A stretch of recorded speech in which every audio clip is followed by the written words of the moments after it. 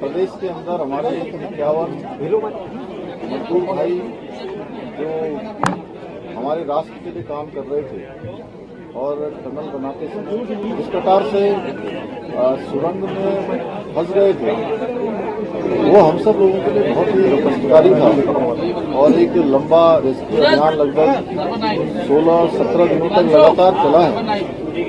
और इस दौरान जहां दिवाली के दिन से ये प्रारंभ हुआ, दिवाली के दिन से उनको निकालने का और सूचना मिली, उसके बाद दिवाली आई, दिवाली के बाद भैया दूज, गोवर्धन पूजा, छठ पूजा और इसी बीच में इगास जो हमारा उत्तराखंड का लोक पर्व है और इस लोक पर्व पर हमने पिछले वर्ष से पूरे प्रदेश का अवकाश भी घोषित किया। बड़े धूमधाम से पर्व मनाया जाता रहा है। इस वर्ष भी हम लोग मनाने की योजना थी, लेकिन ऐसी परिस्थिति पैदा हो गई ऐसे में जहां हमारे 41 भाई अपने जीवन के लिए संघर्ष कर रहे थे, तो उस समय में किसी भी प्रकार से क्योंकि प्रदेश के अंदर जो घटना हो रही थी तो हम लोगों ने इस पर्व को उस तरीके से नहीं मना पाए थे। एक सांकेतिक रूप से पर्व को हम लोगों ने मनाया था और गौ पूजन तक यहाँ पर सीमित कर दिया था। और मैंने उसी दिन कहा था कि हमारी असली दिवाली, असली बगवाल, असली इगास, असली हमारी गोवर्धन पूजा, सभी पर्व हमारे उसी दिन होंगे जिस दिन हमारे सब मजदूर भाई सकुशल निकल कर आएंगे।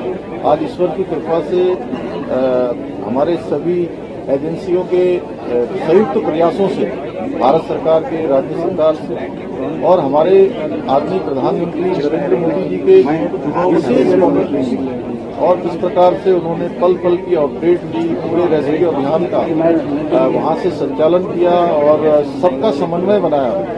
और बहुत कठिन काम था कि इतने सीमांत क्षेत्र में पूरे देश की, दुनिया की सारी टेक्नोलॉजी वहां पर उपलब्ध हुई।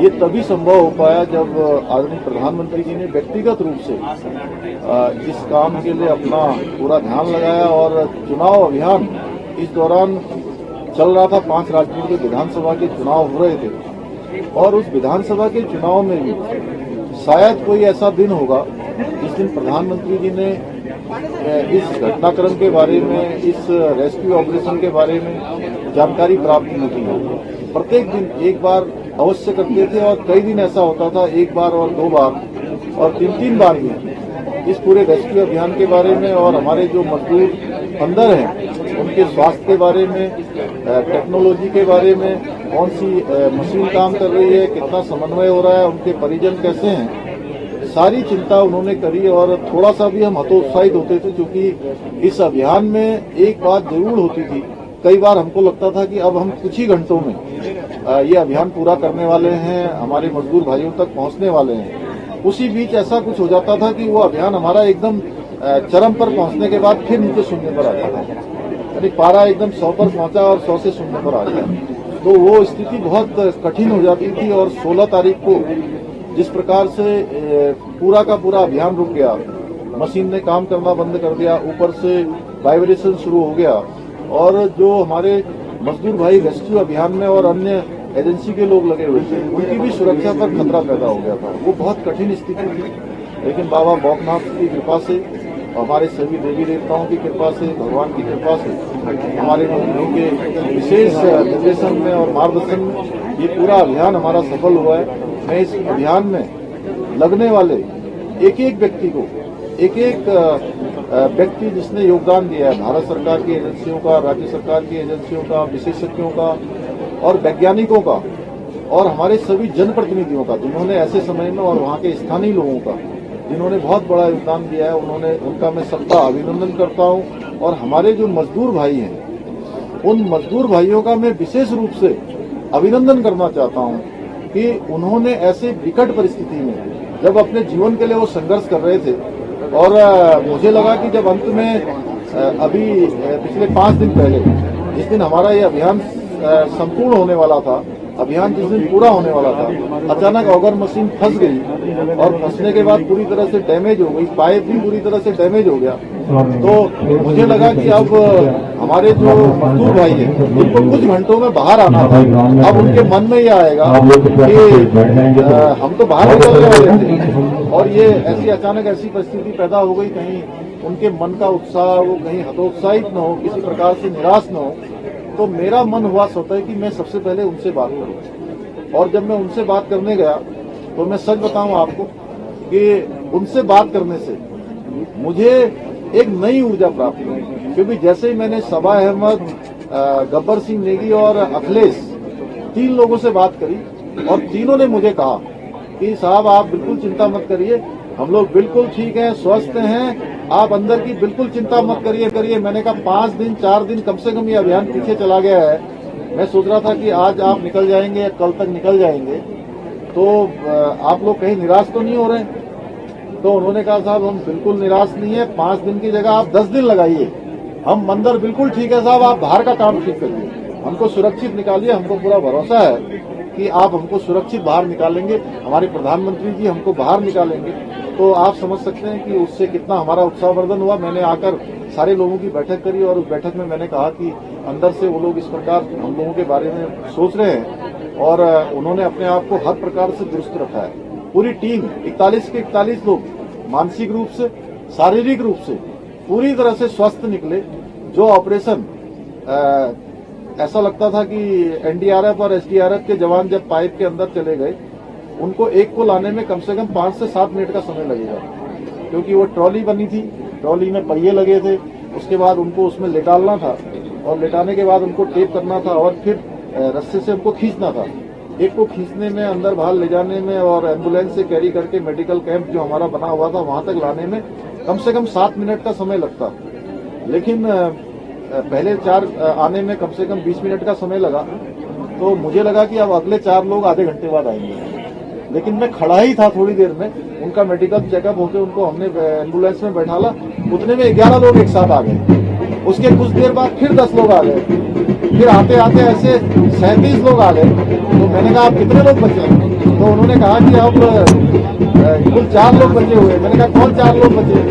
बोले अब वो 4 लोग बचे हैं जो टीम लीडर हैं, उनको कहा गया था कि वो अंत में आएंगे। तो कुछ ही देर में वो 4 व्यक्ति आ गए और आधा घंटा भी नहीं लगा और सारे के सारे जो हमने ट्रॉली और स्ट्रेचर जो बनाया हुआ था लाने के लिए, उन्होंने किसी ने उसका उपयोग ही नहीं करा।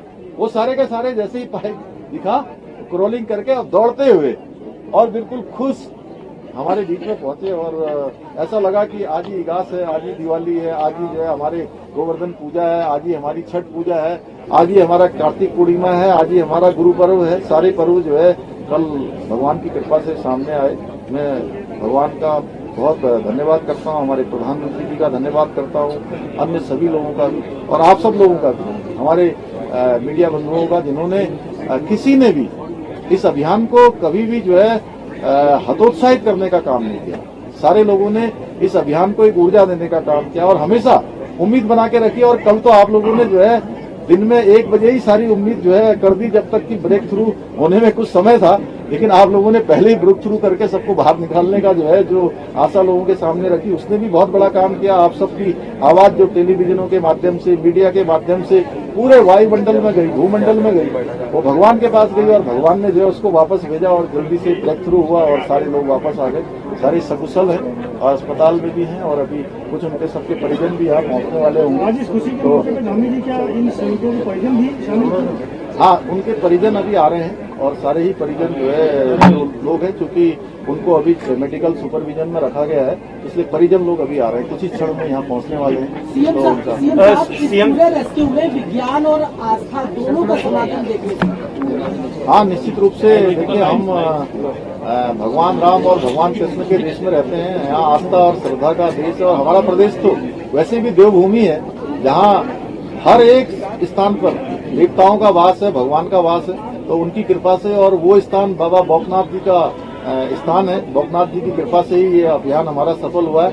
आने वाले समय में वहाँ पर बौखनाथ जी का भव्य और दिव्य मंदिर भी जो है बनाया जाएगा। सीएम साहब, धामी सरकार का ये ऑपरेशन सफल रहा है, लेकिन दोबारा इस तरह की घटनाएं न हो, इसको लेकर क्या कोई जांच या फिर कोई रुख सरकार अपनाने वाली है? देखिए, सबसे पहले तो चूंकि केंद्र सरकार ने ही अपने स्तर पर इसके लिए जो सेफ्टी ऑडिट है, जितने भी देश के अंदर टनल निर्माण के काम चल रहे हैं, सेफ्टी ऑडिट का निर्णय वहां से हो चुका है, आदेश हो गया है। लेकिन राज्य के अंदर भी हमारे यहाँ चूंकि टनलों के बहुत सारे प्रोजेक्ट चल रहे हैं और विषम भौगोलिक परिस्थितियां यहाँ पर टनलों के काम होने से बहुत सारा जो लंबा रास्ता होता है वो रास्ता आसान हो जाता है। ये टनल भी जो सिलक्यारा में बन रही थी, इसके बन जाने के बाद जो चिन्यालीसौड़ और इनके बीच का जो रास्ता है वो रास्ता बहुत कम हो जाएगा और लगभग 25 किलोमीटर का रास्ता कम हो जाएगा दोनों के बीच में। तो ऐसे अन्य प्रोजेक्ट भी चल रहे हैं, लेकिन हमने कहा है कि चूंकि ये सभी NHAI DCL इसको बना रही थी, अन्य भी जो काम कर रहे हैं राज्य के स्तर पर भी काम चल रहे हैं जो हमारे स्तर पर नहीं है, उन कामों की भी हम समीक्षा करेंगे जिससे कि निकट भविष्य में इस प्रकार की घटनाएं। सुरजीत बेरा, कहाँ से हैं आप? हम वेस्ट बंगाल से। टनल में कौन था आपका रिश्तेदार, कौन था? हमारा साला था। क्या कहना चाहेंगे, आज 17-18 दिन बाद जो है वो लोग बाहर आए, कैसे जताना चाहिए, क्या बोलेंगे? बहुत हम लोग खुश है, बहुत बढ़िया है। ऑपरेशन चल रहा था, कितना भरोसा था कि पूरी तरह से कंप्लीट हो जाएगा? भरोसा तो पूरा था, पूरा गवर्नमेंट का तरफ से बहुत हेल्प मिला हम लोग को, बहुत उत्तराखंड गवर्नमेंट बहुत हेल्प किया। माननीय मुख्यमंत्री जी 7-8 दिन रहे, खुद ऑपरेशन में शामिल हुआ, सब कुछ बधाई दिया। आज देखा जाए तो खुशी का दिन है, उत्तराखंड में सीएम आवास पे प्रोग्राम मनाया जा रहा है। एक खुशी है कि यहाँ का अफसर खुशी, बहुत खुशी है, बहुत खुशी। सीएम आवास पे आता है, क्या कहना चाहिए, कितना अच्छा लग रहा है? बहुत अच्छा लग रहा है हम लोग को, बहुत अच्छा।